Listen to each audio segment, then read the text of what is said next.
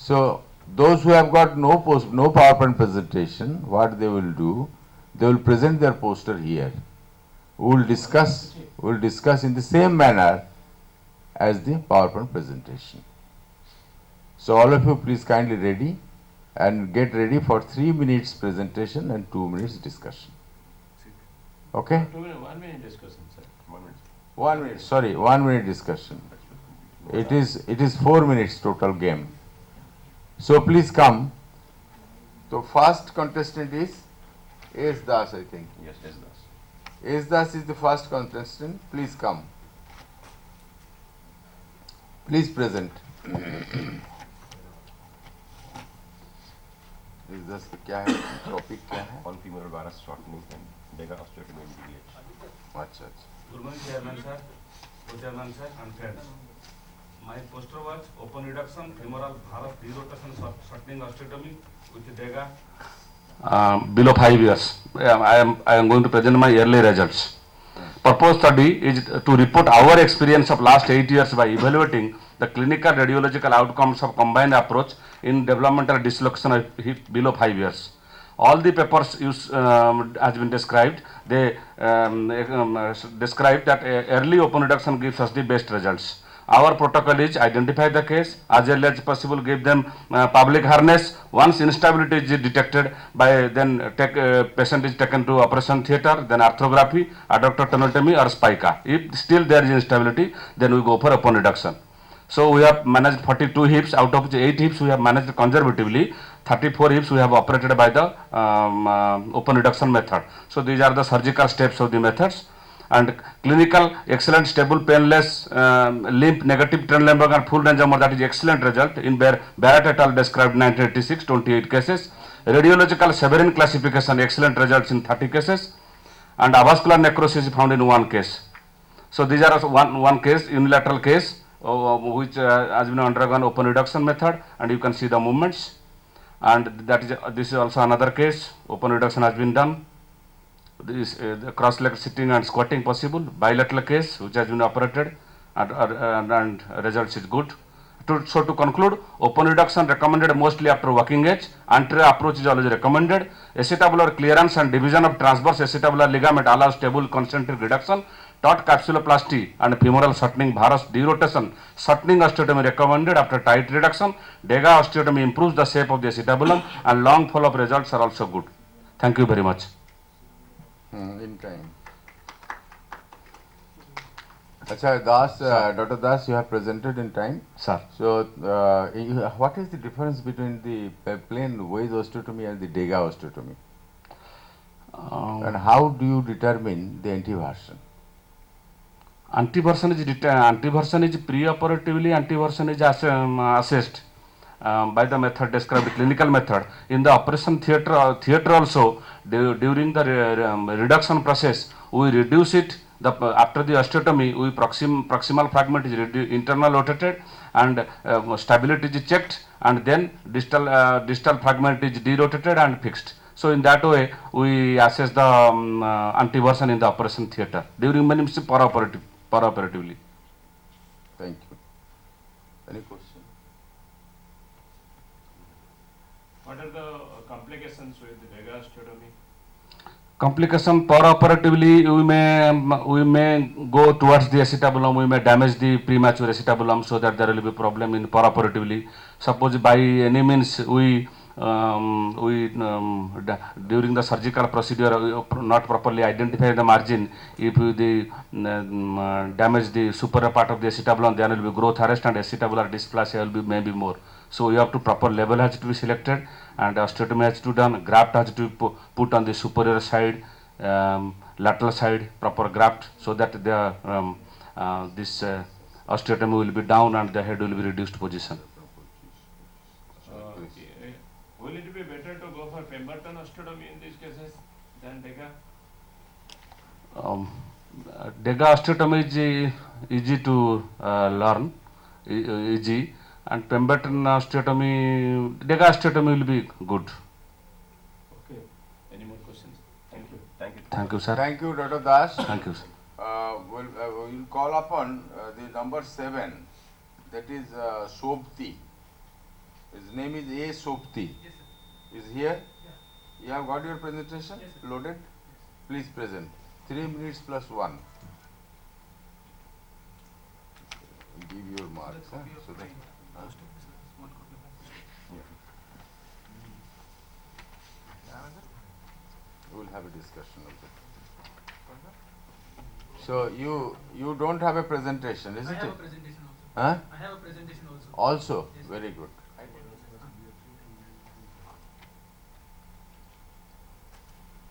Good morning, respected chairpersons and colleagues. My topic for the day is progression of osteoarthritis in the untreated compartments, a comparison between HTO and UKA. The HTO and UK are established treatments of treatment for medial compartment OA. However, there are concerns of OA progressing in these untreated compartments, which may lead to failure. Thus, the purpose of this comparative retrospective study was to examine and compare the shift of radiological parameters that represent the patellofemoral joint and HTO after UKA, to examine the effects of OA progression of the untreated compartments, and also to note the correlation of the latest follow-up of patellofemoral pain and functional scores. The patients included were 42 knees with HTO and 59 with UKA. These are the demographic values. The criteria for inclusion are as follows, which are standard as in described in normal textbooks, and the exclusion criteria particularly was range of motion less than 100 degrees, flexion contracture of 15 degrees or more, LCL laxity of grade 3 or more, previous fractures, operations, infection and rheumatoid arthritis. The patients were assessed at 1, 3, 6 and 12 months thereafter with a radiographic examination of the knee AP joint, knee joint AP lateral emergency scanogram. The preoperative and latest follow-up radiographs were evaluated for measurement of the patellofemoral indices. The results showed that there was statistical significance in change of the patellar indices from the preoperative to postoperative, as well as the preoperative and latest follow-up osteoarthritis grade of lateral tibiofemoral, medial patellofemoral and the lateral medial patellofemoral compartments in the UK and HTO are as follows.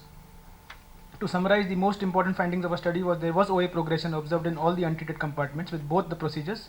Although in comparing the amount of postoperative OA progression, there wasn't any statistical significant difference observed between the two groups. However, within the groups, even though there was some progression of OA seen in the untreated compartments only, the knees with UKA showed a statistically significant progression of the OA grade from the preoperative state to the latest follow-up in the medial patellofemoral compartment only. At the latest follow-up, the mean patellofemoral pain and functional score was comparable in both the groups. There was statistically no significant difference in the pain and functional score recorded at latest follow-up. These are the examples to show you the change in from the preoperative to the postoperative increase in the lateral patellar tilt in the knees with UKA. Similarly, decrease in the lateral patellar tilt with high tibial osteotomy. The progression of osteoarthritis is clearly seen in the medial patellofemoral compartment in the knees with UKA. To discuss, firstly, the average age of the knees in the UKA group was higher than the knees in the high tibial osteotomy group. Secondly, careful evaluation of the OA grade shows that the knees with the UK had a higher preoperative OA grade in the medial patellofemoral compartment to start with. And lastly, the mechanical benefits of HTO on the patellofemoral joint could have influenced the outcome. The reasons for the patellofemoral scores not showing any deterioration can be several. First, the progression of OA seen in the patellofemoral joint was not symptomatic. It may have been the result of normal aging only. Secondly, the mechanical benefits of UK and HTO on the patellofemoral joint could not have influenced the outcome, as overload of the patellofemoral joint from varus deformity could have been reduced by correction of the alignment achieved by the surgeries. The main limitation of the study is that it had a retrospective design. In addition, the design is relatively mid-term in nature, which prevents drawing any conclusions of long-term results. Thank you. So you are in time. So what is this message in this study? Sir, if you have done a literature review, there is a concern about the progression of osteoarthritis in the untreated compartments. There's a debate what surgery should be offered, whether a UKA or a HTO. So with this study, I would like to say that earlier studies have not compared the two procedures. They have spoken only about procedures of HTO or UKA giving progression of osteoarthritis. But here we have a comparison between the two procedures, showing that there is comparable results, and the progression, if occurs, is occurring only in the medial patellofemoral compartment in the UKA knees. And the grade of osteoarthritis in the patellofemoral compartment preoperatively has got no bearing on the functional outcomes eventually. Well, if you do high tibial osteotomy, whatever the prospect of future conversion to total knee Yes, so there is replacement? enough literature which doesn't show you any difficulty in surgery. Because in a high tibial osteotomy, if you are doing a medial opening with high tibial osteotomy, the results are much better than the earlier results of closed osteotomy on the lateral side. They cause the problem of total knee replacement conversions, but the newer techniques of medial opening with high tibial osteotomy are not very difficult to convert to TKR. Dr. Sopti, Yes, sir. where was this study done? So So this was done in Konkuk University in Korea, So, South Korea. Korea. yeah, are we sure this, a work done in Korea, I'm sure, a work done in Korea, can it be considered? This work done in Korea, Right. in the perspective of Korea, So but again it comes under Asian population. You have a lot of procedures now done in the US which we are eventually following here. So it's a development of science. This needs a long-term observation, isn't it? So it's a minimum follow-up of 6 years. This follow-up is 6 years? Yes, sir. Okay, so we will pass on to the next Thank you. person. We'll pass on to the next. Who is that?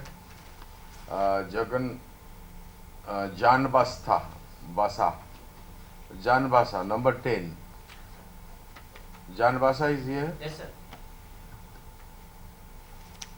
3 minutes presentation. Good morning, respected chairman and my colleagues. Today my topic is management of proximal humerus fractures with percutaneous cable fixation. As you all know, this is the most widely used procedure.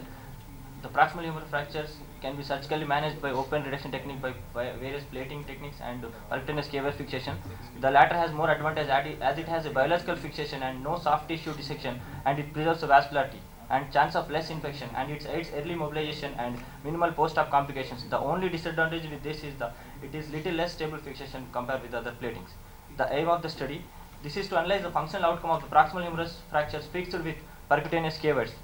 The materials and methods we have done this study. This is a prospective study we have done from June 2012 to November 2013 at Usmania Medical College, Hyderabad, and 20 cases were observed in our study. The inclusion criteria was the proximal humerus fractures classified by the NEERS 2 parts and 3 parts fractures were included, and the exclusion criteria is NEERS 4-part fracture and severe metaphyseal combination and non-compliant patients and mentally ill patients. The radiographic evaluation. The trauma series consists of the proximal humerus, AP and lateral Y view and axillary views are taken, and if at all displacement is more, then we take CT axials with 2 mm sections. The instrumentation, with the simple instrumentation, the K-wires with 2.5 mm thickness and terminally threaded with 6 inches and 9 inches, and we use a K-wire cutter and a power drill. The procedure. In the procedure, anesthesia, usually general anesthesia, sometimes regional nerve block. The position of the patient will be regular on the operative table. The image intensifier is used from the opposite side of the surgeon, and reduction techniques. In the reduction techniques, give a longitudinal traction in supine position, give a longitudinal traction, reduce the fracture and see it in the image intensifier, then check for the head offset and medial buttress, axial alignment and angulation and Gothic arch. The placement of the pins, 2 pins just above the deltoid insertion and 1 pin through the anterior cortex. If at all GT is fractured and displaced, then you have to add 2 more pins from the retrograde fashion. The pins are bent and cut so that they cannot be fall back, come back, or they go inside. And follow-up and physiotherapy. Every week exercises were taken and evaluated for pin migration and the chance of union. Pendulum exercises were started after 3 weeks. Shoulder strengthening and resistance band exercises are started gradually after 6 weeks. The pin removal was done after 6 weeks. Complications we faced: pin loosening, pin migration and pin tract infection. The results were evaluated on the constant Morley shoulder outcome score. These are the cases. This is bilateral shoulder dislocation with an electric shock. This patient we reduced under general anesthesia and we fixed with percutaneous fixation. Case number 2, this is a female lady, 32-year-old female lady. She has a 2-part GT fracture. We fixed with K-wire fixation and got excellent result. Third case, this is surgical neck of humerus 2-part fracture again. We fixed with K-wire fixation and we got good results. Comparison with our study, we have done the comparison with Rush et al. Study. We got excellent to good 75% and fair to poor is 25%. In conclusion, proximal humerus fractures may have many different personalities, and treating surgeon must understand the fracture pattern, the quality of the bone and the other patient related factors. Percutaneous pinning is the best option for treatment of proximal humerus fractures in all fractures and in elderly age groups especially, except those in exclusion criteria we have mentioned. It gives less soft tissue dissection, less chance of infection, less hospital stay, early mobilization, and last but not the least, cost effective. Thank you. Okay, Janbasa, Yes. isn't it? Yes. If I'm pronouncing correctly. Actually, these are the cases you have done by yourself or have taken from others? No, sir. This is from my side. Your cases? Yes, sir. You have done by yourself? Yes, sir. So how do you reduce? You have told that you will put traction. Yes, sir. So only traction and no counter traction, how will you do that? Sir, I mentioned is we give contraction and traction as we do it in a shoulder reduction, and after we'll keep in little abduction. Now, how do you give counter traction? We'll give a contraction by using sterile gown, sir. Sterile gown, Yes, where? through the axilla. Through the axilla. Okay. So how do you have told about the old cases? Is it about 60, above 60, isn't it? Yes, sir. So in osteoporotic bone, how you fix with these caviars? Sir, as proximal humerus fractures, the cancerous part of the bone is more there. So we selected only the fractures which are not severely comminuted. So you told 2 parts fracture with greater Yes, sir. tuberosity also you have Yes, sir. told. First, we have to reduce the fracture in such a way that it should be very close to the fracture. Then we have to fix it with caviars. In which case you have failed? 2 cases we have failed, sir. The thing which we did is we cut the pin at the skin level. We thought only 1 centimeter we keep it outside. We thought it's going to be stay there, but unfortunately it got migrated into the scapula. We have to undergo to theatre and artery. Yeah. Dr. Janbasha, Sir. have you ever tried to use any X-fix or a distractor or a... No, sir. This is being reported, Because almost we do it published under now. general anesthesia, sir. That was sufficient to give a data addiction. How do you take the lateral view X-ray on the, you told it is in supine position? Yes, sir. How do you take the lateral view? Sir, we tilted the head end at 30 degrees, sir. And we put a pillow beneath the scapula, sir. So it's not exactly lateral, sir. Little oblique view we took it, sir. So you get the lateral view. Yes, sir. Acha, your is finished. Next, is there anybody else? Number 12, number Janbasa is over. Anyone? You have got your poster here? Yes, yes, sir. We will have a I have discussion. uploaded, I have Huh? uploaded. Loaded, very good. What is your name? Number? Dr. Raju Number? Tukra. Tadahar. 2. Number 2. Raju Tukra, please present. Yeah. Your topic is log plating. Okay.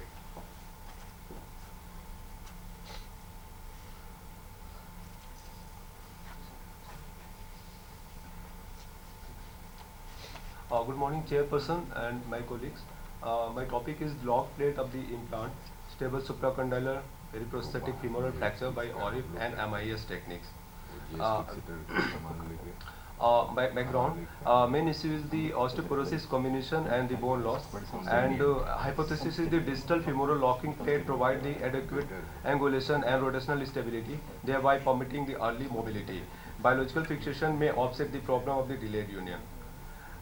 Aim of our study is to study the result of the surgical treatment of these fracture by the open reduction and internal fixation and biological fixation method to suggest an algorithm for the treatment of this difficult fracture. We divided the patient into 2 groups, group A and B. In group A, there were 17 patients where we did the ORIF plus bone grafting, and in group B, there were 14 patients where we did the closed reduction internal fixation by MIS technique. Exclusion, follow-up and assessment, clinico-radiological follow-up, 6-week interval and then 6 monthly. Outcome measures are the radiological union, time to union, scoring. We did the scoring by the knee society knee scoring and VAS scoring. Complications are the deformity, limb stiffness, and failure. In the case of the failure, we did the secondary additional procedure. These are our results at the 6 month KSS scoring in the group A. For the clinical was 56, and for group B it was 74, and functional knee society knee scoring was 51 in group A and 62 for group 2. This is the last picture. Complication we found the in group A complication rate are high, and in group B complication rate was the less. Now conclusion: excellent result with the distal femoral long plate, permit the stable fixation and early mobilization, and biological plating possible in certain fracture pattern, and may decrease the need for the primary grafting. But fracture reduction is the key. Soft tissue preservation principle should follow, and understand the limitations. There may be the malunion in case of the less inadequate reduction. Point to note is, or if of the comminuted fracture is associated with the longer time of the union, primary bone grafting is usually necessary, and precise surgical technique and the principles are the critical in the biological plating techniques to prevent the complication like the malunion. Thank you, sir. So you have finished your, how many cases you have shown? 31. 31. Yes, sir. All have been done by yourself? Surgery was done by Dr. S.K.S. Maria. I am in the Dr. Maria's team, and What all the a- surgery is done by Dr. S.K.S. Maria. What is the percentage of the periprosthetic fracture you get in your series? In your series of arthroplasty? So less than 1%. Pardon? Less I than? didn't calculate it, but less than 1%. Less than 1% you get. All have been treated identically by this method? Also, we follow the two methods. One is the ORIF with bone grafting, and second one is the MIS technique. MIS? Yes, means The minimally invasive. Minimally invasive, no need of the bone grafting. So what is your observation of steepness of the knee? Sir, there is a less stiffness of the knee in the MIS technique, and there is no need of the bone grafting in the MIS technique. And all the complications we have seen is less in the minimum invasive techniques. How are you doing it through the bone cement that has been inside the canal? How are you applying the screws in the bone cement? The bone cement. Some of the stems, some of the prosthetic stems, there are prosthetic stems there, Yes, sir. isn't it? Yes, sir. So how will you utilize this drill for that fixation? You want to know how do you apply the screws? Sir, in the MIS technique, sir. Yeah, what technique you have done? Yes, sir. So did you get any difficulty? Yes, at the time of the cement. Breakage of the drill bits, all these things, have you got any No, difficulty? sir. No, not breakage, but there little bit difficulty in the drilling. Where? In the distal part of the femur, sir. What is the rate of infection? Rate of infection is less in the MIS technique as compared to the means open reduction tunnel fixation with bone grafting. This Sir, I have shown, sir. If you take a longer time to handle all these things, then you will get chance of infection. Yes, sir. Superficial infection was in group 1, group A, it was 2%, and in group B means it was 0%. MIS technique it was 0%, and in the open reduction tunnel fixation it was 2%. Okay, thank you. Okay, thank you. Thank you, So sir. is there anybody they have come?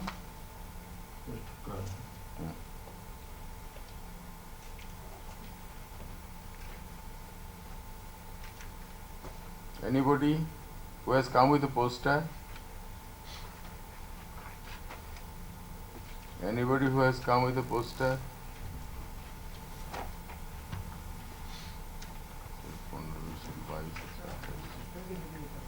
Huh? Anybody, please, anybody, any competitor who has come with a poster but not prepared the slides. वैसे आओ कि नहीं? There is an instruction from the IOA. No. Poster देखे दोनों?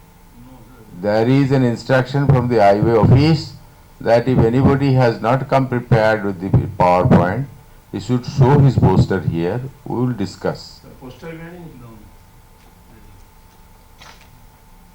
Okay. If there is no competitor coming, we have to wait here for 10 o'clock.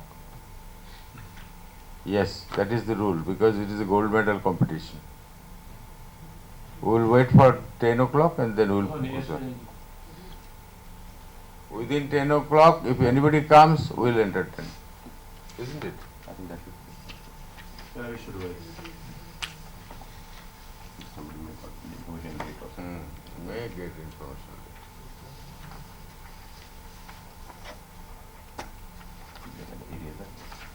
Pardon? नहीं अगर हम लोग इसमें क्या करेंगे ना, हम बता रहे हैं आपको, इसमें हम लोग सेशन स्टार्टेड एट 9:05 और 9:10 लिखिए ना, साथ काम खत्म करो हम. This is 9:05 na 9:10? 9:05. First speaker is Dr. Ashwini Sedana. He'll be discussing with the emerging trends in the management of inflammatory polyarthralgias. Please, Dr. Sedana. Good morning, chairpersons. Good morning, dear friends. The topic assigned to me is emerging trends in the management of inflammatory polyarthralgias. Now, we all know rheumatoid arthritis is a chronic multi-system disease of unknown cause. The main feature is a persistent inflammatory synovitis involving peripheral joints in symmetric distribution. The etiology to a large extent is unknown, though certain genetic predispositions have been blamed and maybe a manifestation of a response to infection by mycoplasma or EBV. Now, the pathology includes the hyperplasia and hypertrophy of synovial cells, production of interleukin 1, interleukin 6, TNF alpha, and this is important because when we talk about the biologicals, this will come. Interleukin 1, interleukin 6, TNF alpha, and PGE2. The diagnosis. Now, the diagnosis of rheumatoid arthritis, we have got this criteria. Any four of the following must be present to allow a diagnosis of RA. Now, morning stiffness more than 1 hour, 3 or more joints involved, arthritis of hand joints, symmetric arthritis present for or more than 6 weeks, rheumatoid nodules over bony prominences on external surface, rheumatoid factor positive in more than 5% of all subjects, and radiographic changes. Now, the extra-articular manifestations of rheumatoid arthritis include pericarditis and interstitial lung disease, Peltier syndrome, etc., etc. And this illustration shows the involvement of joints. So, the shoulder joint, wrist joint, knuckles, and the middle joints of the fingers, knees, ankles, middle joints of toes, and balls of feet. Now, don't forget the cervical spine. Instability of the cervical spine can lead to impingement of the spinal cord. Thoracolumbar, sacroiliac, and distal interval joints of the hand are not involved in RA. This is one of the patients with ulnar deviation, MCP swelling, and a left wrist swelling. And this is an illustration of a PIP swelling. This is an illustration of a Botnia's and a swan neck deformity. I'm not going into details of these. Now, the investigations we use in RA. The one common is a rheumatoid factor, which is positive in about 80% of cases, but it is also present in about 5% of normal individuals. Now, when it appears in patients with arthritic pain on both sides of the body, it is a strong indicator of RA. The higher the ESR, the greater is the inflammation, help determine how active the condition is. The C-reactive proteins, the high level of C-reactive protein CRP are also indicators of active inflammation. The anti-CCP antibody test, the presence of antibodies to cyclic citrullinated peptide (CCP) can identify RF years before symptoms develop. Test for anemia, normocytic, normochromic. The rheumatoid factor, we know that it has got a prognostic value. Patients with high titer of RF in general tend to have poor prognosis, more extraarticular manifestations. Anti-CCP is immunoglobulin against synovial membrane peptides damaged by inflammation. It has got a sensitivity of 65% and a specificity of 95%. It has got a both diagnostic and prognostic value, and it is a very important predictive of erosive disease severity, radiologic progression, and a poor functional outcome. Now, the acute phase reactants, they can be positive acute phase reactants which are raised, and negative acute phase reactants which go down. Now, the moderate elevation of fibrinogen ESR and marked elevation of C-reactive protein. Now, C-reactive protein correlates with the disease activity and radiologic progression. one of the most responsive acute phase reactants, can be elevated in many RA-related diseases. ESR influenced by non-acute phase response factors and can be elevated in many non-RA-related diseases. The radiograph features are periarticular osteopenia, uniform symmetric joint space narrowing, marginal subchondral erosions, joint subluxations, joint destructions and collapse. Now, ultrasound detects early soft tissue lesions. That's a very important part. And the MRI has got the greatest sensitivity to detect synovitis and marrow changes. Now, this is an illustration of the X-ray changes, which showing erosions, early erosions in rheumatoid arthritis. Now, imaging techniques we use are X-rays, DEXA scan, and ultrasound. Special ultrasound techniques called power Doppler ultrasonography or quantitative ultrasound may be helpful in RA. MRI, specially designed MRI equipment called extremity MRI may be able to detect bone erosion in the hands of RA patients where X-rays cannot. Now, this is what has come from the ULAC, London. The power Doppler ultrasound is useful in determining the tumor remission. Now, this is a study which conducted in 109 RA patients on TNF alpha, and this shows that absence of PD signals guarantee arrest of radiographic progression, whereas patients with PD signals are at risk of progression despite treatment with TNF alpha blockers. The risk increases with higher PD grades. PDUS, the power Doppler ultrasound, is useful in evaluating patients considered to be in remission.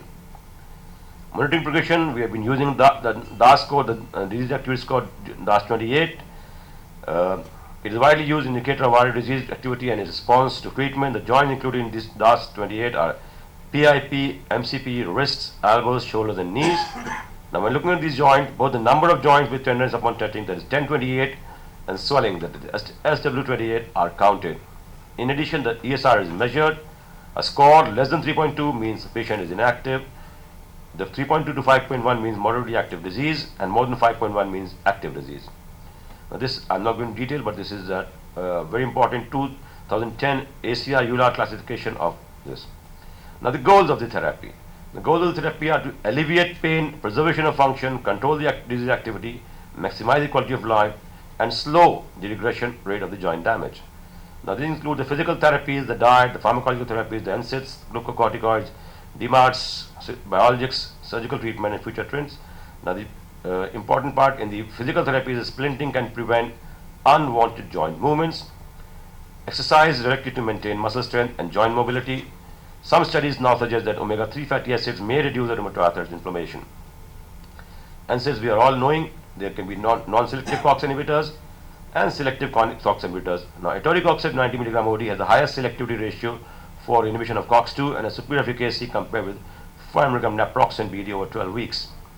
Now, this is an important one. Smokers have no window of opportunity. This is data from Barfoot. With patients with early diagnosis disease, less than 3 months show significant improvement each month when treated, but smokers don't show this trend. So, smokers are less likely to respond to early treatment of RA. Risk factors, and then one of the major misconception is that these GI perforation is now this is very clear now that GI perforation is rare and increases with age, steroids, and especially the history of diverticulitis. But NSAIDs, which we are blaming, they impose only a very minor risk for GI bleeds. Now, early addition of low dose, now this is another camera 2 study. This shows that early addition of low dose prednisone does help. Low dose prednisone at start of the treatment leads to better control and no increase in toxicity. Now, glucocorticoids, we all know, I'm not going to detail here, but DMARDs, the stabilize joint function as early as possible, better outcome, greater awareness of NSAID toxicity, and DMARDs do slow the disease progression. Now, we know there are commonly used DMARDs are methotrexate, sulfasalazine, chloroquine, hydroxychloroquine, leflunomide, cyclosporine, azathioprine. Now, there are advantages, but now the trend is for combination DMARD therapy, the methotrexate plus sulfasalazine, methotrexate plus hydroxychloroquine, methotrexate plus cycloserine, or methotrexate plus leflunomide. The important part is methotrexate, the excellent safety and improved efficacy of methotrexate alone also. So, who should we put on DMARDs? Those who fail to respond to, who should we put on the combination of DMARDs? Those who fail to respond to one DMARD or the partial response, when to change if response is not adequate, toxicity develops. Now, how to combine two drugs? There can be a step-up approach or a step-down approach. Now, there are many adverse effects of these DMARDs. Sulfasalazine inhibits the inhibition of the in vitro beta cell proliferation. Gold compounds also are being used. Now, biologic pathways. Now, this we know that the nomenclature is based upon the antibodies, whether Zimab, chimeric antibody, Zumab, humanized antibody, Zumab is human antibody, and Sept is fusion protein. Now, these are the newer drugs that reduce the RA inflammation in more highly targeted manner than the DMARDs. They are made through biotechnology and target very specific proteins or cells that are involved in the inflammatory process. The currently available biotherapies for RA must either be injected into the skin, that is etanercept, adalimumab, or infused, that is infliximab or abatacept. Then we'll just talk about the interleukin-1 antagonist. Anakinra is a recombinant human interleukin-1 receptor antagonist, and do not use in combination with TNF-alpha. That's important. Then beta cell depletion therapy, targeting beta lymphocytes in these patients has opened a new therapeutic window. Now, adverse effects of biologics is important. Infusion-related serious infections, TB, activation of latent TB is important here. The surgical treatment is also there, but this is beyond the. Thank you. Thank you very much. Any questions? Yes, please. Useful marker, Sir. very useful marker for detection whether the disease has burned out or not. So we were been using ESR and CRP, but now the trend is coming for the PDUS, which is being now in the West outlined as the benchmark for the progression of disease. And earlier changes, though we detect in MR, but PDUS is being now advocated by the American Rheumatoid Association as the benchmark for deciding the progression and the effect of treatment. Thank you. Yes. What is the role of chemical synovectomy? So chemical synovectomy, they are claiming, but the long-term results are still in limbo. I'd like to add one word, though we are talking a lot of chemicals, lot of drugs, but now the studies in our hospitals we're doing in the medical college, that yoga, meditation, these are having very profound effects in rheumatology patients, in rheumatoid arthritis patients, established cases, and we have done studies where the markers, the ESR, the CRP have shown significant downtrend by this yoga alone. We maybe we're trying to publish those studies, and whenever the data comes, we'll share with you. Thank you. Yes. When should we advise to do anti-CCP antibodies? So anti-CCP antibody is basically the initial marker. So it is the most specific marker. Sensitivity is not up to that mark, but specificity is great. And ideally it should be the first investigation if you are suspecting polyarthralgia. So suppose the patient is RA positive, should we advise anti-CCP? So RA to me will still keep you in a limbo. You will not be able to decide whether you're dealing with rheumatoid arthritis or not. Anti-CCP, you will be in a better position so to. It should be included in the initial, It should be included. To me, it should be included. But the cost factor is one thing. Which, that's the cost factor is the problem. The second question is, you are combining methotrexate with everything, Yeah. Suppose the patient does not tolerate methotrexate, then what to combine? So as far as the data study shows, methotrexate is one of the most safest of these DMARDs. Methotrexate to date is one of the safest of DMARDs, and it's, the incidence of sensitivity to methotrexate alone is pretty low. But even if then we have got other combinations, sulfasalazine and hydroxychloroquine is possible. Without methotrexate? Yes, without methotrexate. Even we can combine 3, 4. Yeah, we can. So that studies are still coming up. How many drugs to start with, 2 or 3? That's a lot of controversy still there. Okay. Thank you. Last question is, sir, last question. What is the role of corticosteroid in the initial stage? Because there is some confusion between us and the physicians, So there is corticosteroids have got two things. Number one, low dose pulse therapy, initial stage, low dose prednisone, and now they are coming up with high dose corticosteroids in acute flare-ups. There is study going on and they with very good result, but still that is under review. Initially with the DMRDs. You can. Initial first day you can. Okay, thank you, sir. Okay, can you, my question and last question. Yeah. Can you tell us the duration of the treatment? Yeah. How many years it should be continued, when it should be reduced or stopped? So the claim by the rheumatologist is that the biologics need to be taken lifelong at times. But again, there is a lot of controversy in biologics also because they have got major side effects and they need to be monitored. And I think the problem in this country is we don't have rheumatologists and orthopedicians are not busy from the fixations. So this group of patients, which is a pretty large chunk of patients with polyarthralgias, spondyloarthropathies, they are neglected. Can we reduce the DMRD? So patient is comfortable, ESR comes down. Can we still reduce the DMRD? Sir, it depends upon the DMAR you're using. There are different ideas for different DMAR, different combination. So it is specifically for the DMARs. No, suppose using 3 drugs, can we reduce to 2 drugs? Yeah, yes, you can, and this is advocated also. After the 6 months to 8 months, you should reduce from 3 to 2 drugs. Okay, thank you very much. Thank you, sir. Thank you. Now the next speaker comes Dr. S. Vora. He will be discussing on seronegative spondyloarthropathies.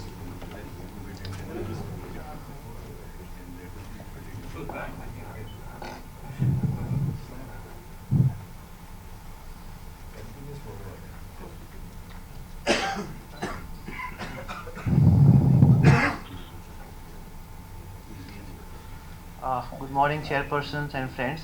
I've been asked to speak on seronegative spondyloarthropathies.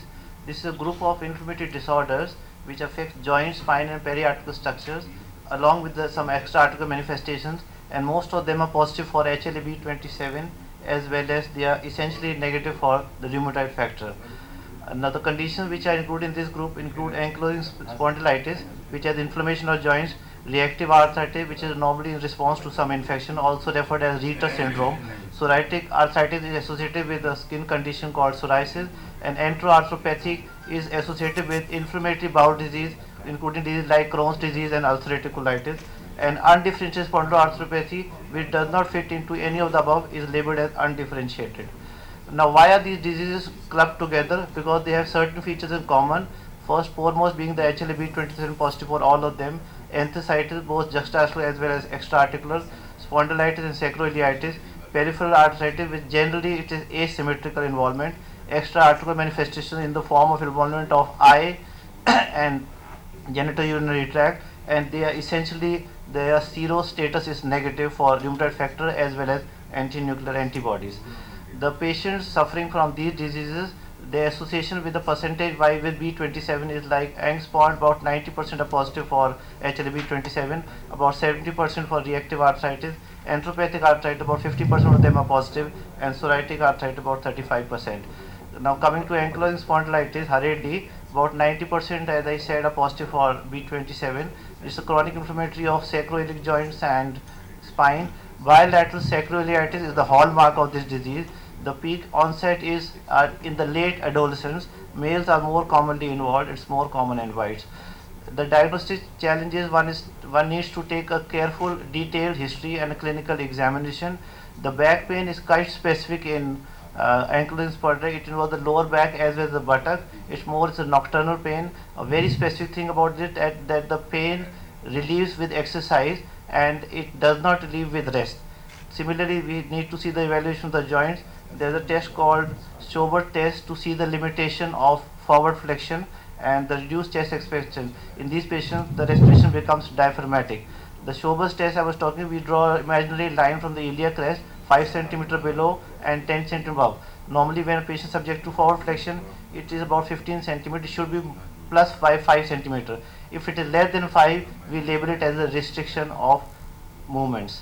Similarly, the clinical manifestations, the lumbar lordosis gradually decreases and the thoracic kyphosis gradually increases. Cervical ankylosis is also seen pretty common in about 75% patients, especially in those who have a very early onset. Enthesitis is seen at the sites like ischial tuberosities, greater trochanter, anterospheric spine, and iliac crest. So this is how the posture goes. Some of the extraskeletal manifestations include fatigue loss, weight loss, grade low grade fever. The eye involvement is pretty common. Rather, is the most common extraskeletal manifestation of ankylosing spondylitis. And here the patient develops pain, photophobia, blurring of vision. And the cardiac, we have aortitis, will lead to fibrosis. We also have conduction defect. Pulmonary fibrosis, which leads to restriction of respiration movements, amyloidosis, and some neurologic like cardiac venous syndrome and C1, C2 subluxation. The lab evaluation, as I said, most of them are positive for B27. We find increased ESR and C-reactive protein.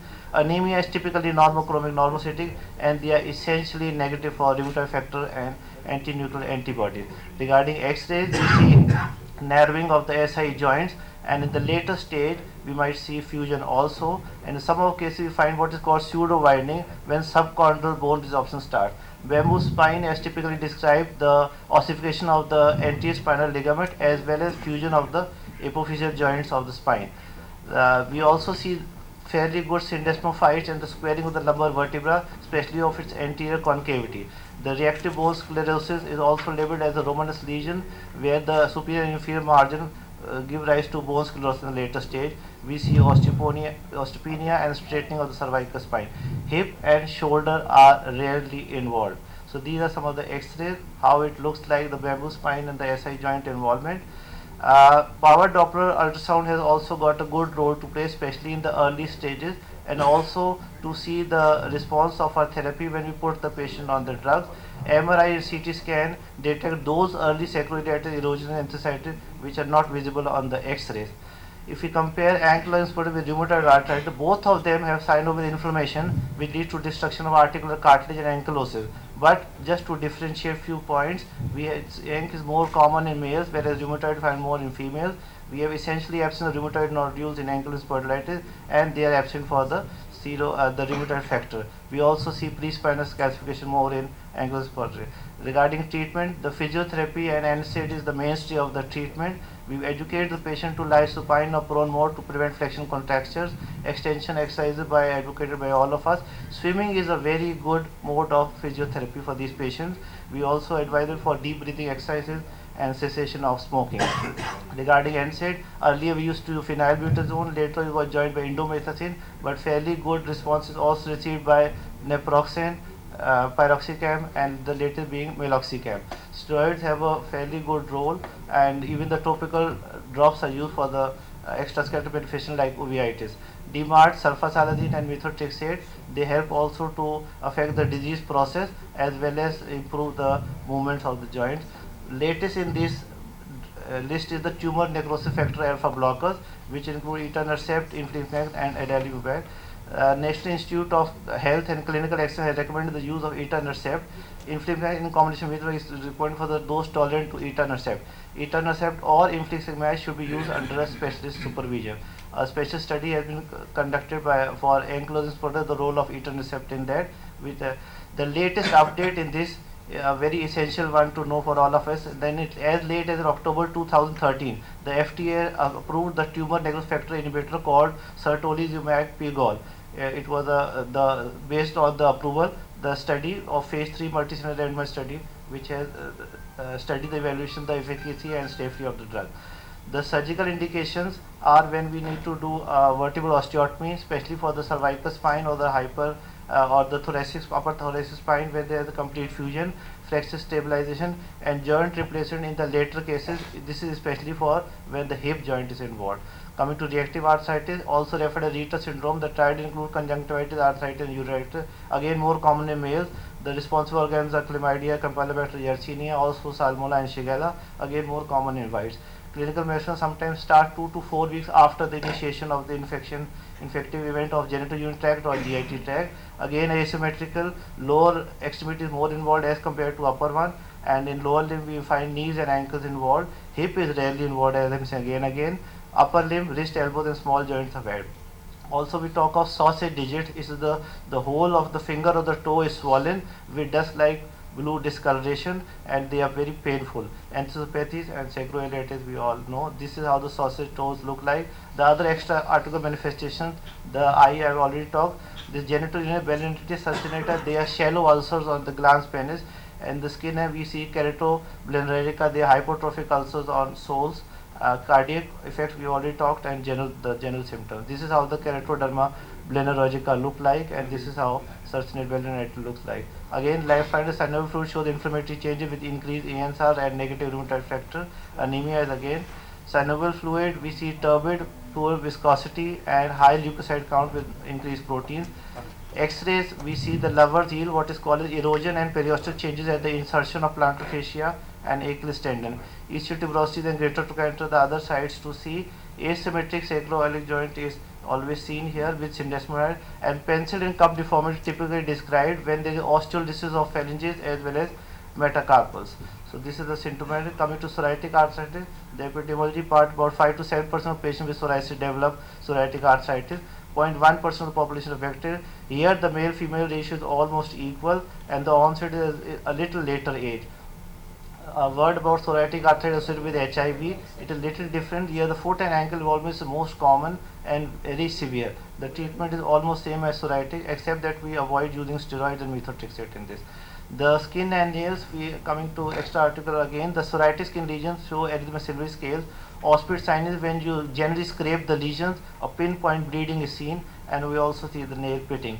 Coming to the arthritic manifestations, the larger joints are involved. Again, it is asymmetric, and there is stiffness of spine, enthosopathy, and sacroiliitis.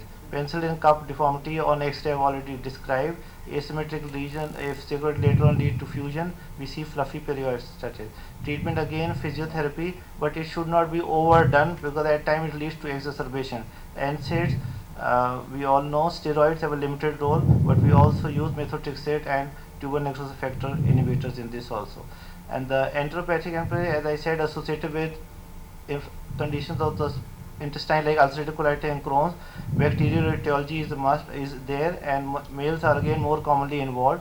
And peripheral arthritis occur in 10 to 20%. Again, there is asymmetric joint involvement and sacroiliitis is seen. One important thing to mention is that peripheral arthritis subsides with the remission of bowel disease, which one we need to keep in mind.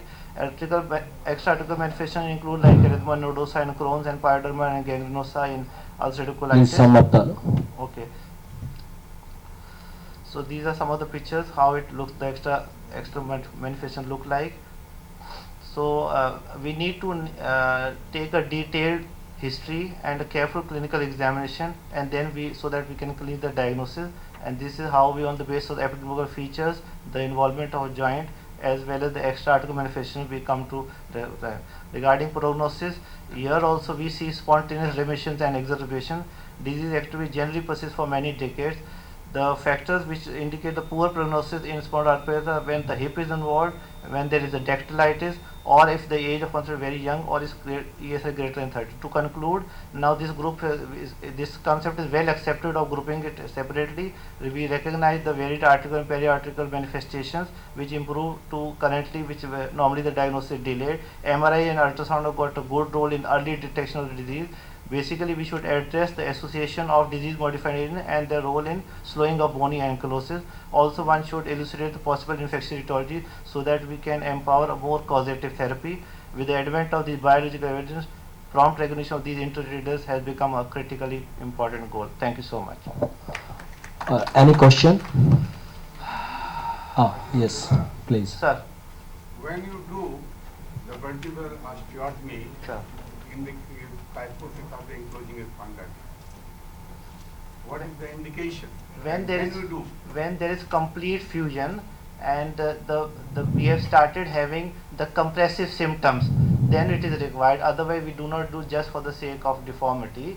When the deformity has developed that much that it has started giving neurological involvement or compression, we need to go to decompress the neurological part. Thus, an osteotomy is required. I am only asking for the vertebral osteotomy, Yes, not sir. for decompression.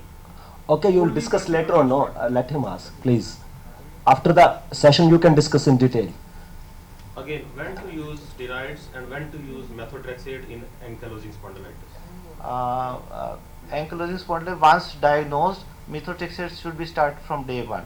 Immediately? Yes. Suppose we get response with NSAIDs, then why to use steroids? NSAIDs are always joined with methotrexate, but methotrexate is supposed to be also like what is called a curative treatment. NSAIDs are always the mainstay of treatment with physiotherapy. Okay. Yes, you please. Sir, in what doses these TNF inhibitor etanercept are given, and in which form they are given, and for how long they are given? Well, the TNF inhibitors right now, they are not very much used in our part of the state. They have already come and big, so I have no experience of using them right away. And sir, this is about the TNF, these are alpha inhibitors. And in pathogenesis, as it is said, TNF beta lead to the fusion, whereas TNF alpha is responsible for inflammation. Yeah. So sir, TNF for beta, is there anything else in literature? No, not at all. Okay. Your basic lecture was on seronegative. That's right. And everything is present in seropositive also. So how you can say this is seronegative? Because problem arises when you get all the tests in the early stage. I'm talking that all tests are normal, and still patient is having the problem. That's what you say is seronegative. That's right. So how you diagnose in the early stage? Because no test is positive. Purely on the clinical or any other. Basically, it is clinical only, but of course we have to combine with the investigation part also. No, but investigation in seronegative, most of the investigations are negative. No, And but it is seronegative. HLA B27 will be positive, no sir? HLA? B27. So you mean HLA B27 should be done in clinical Yes, when you doubt whenever it. we subtract in this set of symptoms and signs what we have discussed. Okay, that is positive in 70-80% cases. 90%. 90%. Any other? The literature says 90%. Okay, thank you very much. Thank you, sir. Now the next speaker is Dr. Amit Agrawal. He will discuss you on the recent advances in managing hyperuricemia. Dr. Amit Agrawal. Please stick to the time.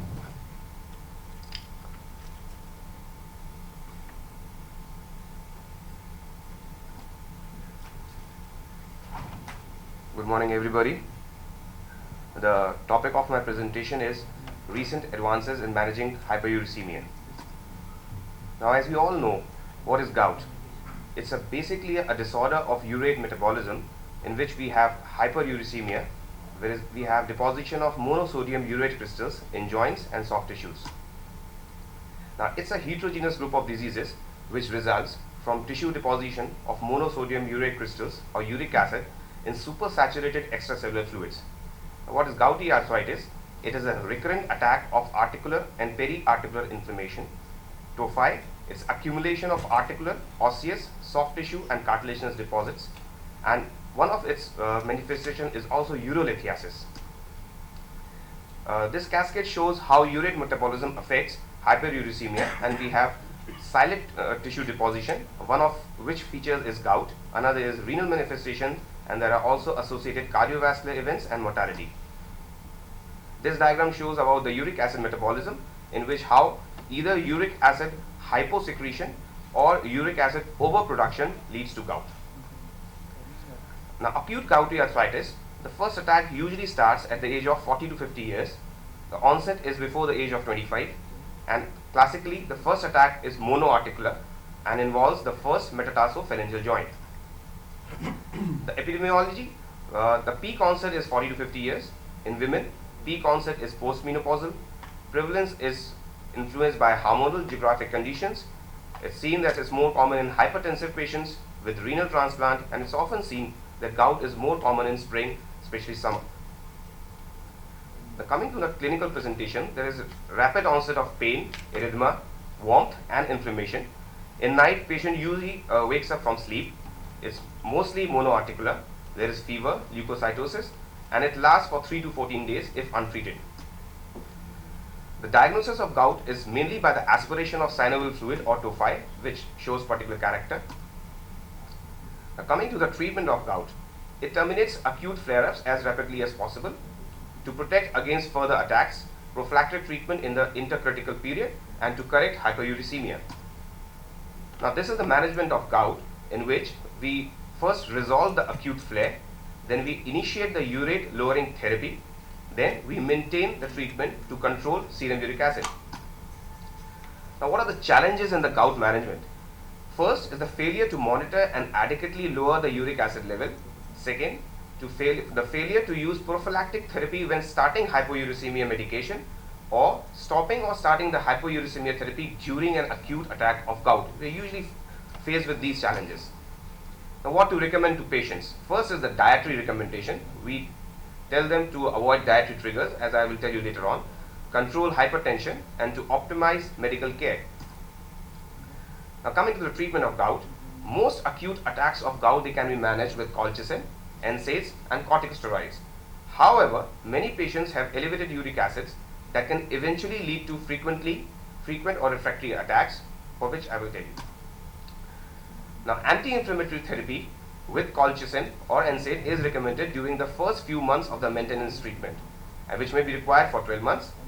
In patients who experience frequent attacks of gout, maintenance treatment with urate lowering agent is necessary to prevent adequate prevention of further attacks.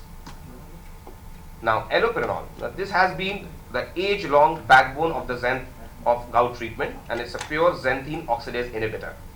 The starting dose is 50 to 100 mg daily, and some studies have suggested that only 21% of patients on 300 mg achieve urate level of less than 6. So this is the biggest disadvantage of allopurinol. Allopurinol functions as both as a substrate as well as inhibitor of the xanthine oxidase. However, it inhibits other enzymes in the purine and pyrimidine pathway. It's not tolerated by 5% of patients and has limited efficacy at a once daily oral dose of 300 mg. Now, the few more limitations are the rash, some allergies, and hypersensitivities.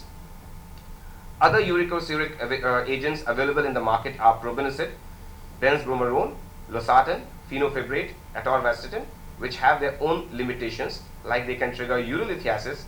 They can also lead to more drug sensitivities. Now, these are the few limitations of the existing urate lowering agents. Now, the pitfalls with available anti-gout medication is their use in renal or hepatic function when they are deranged. Then their drug interaction, target serum urate level not always achieved. They have potential fatal hypersensitivity syndromes. There is risk of nephrolithiasis, and there may be multiple daily dosing required for the control of gout. Now, coming to the advanced treatment for the refractory gout, which includes allopurinol intolerance, chronic kidney disease, abundant tophi, heart failure, hypertension, diabetics, advanced age, and multiple potential drug interactions. Now, the major breakthrough to overcome all these things came the febuxostat, which is now being considered as the gold standard for the management of gout.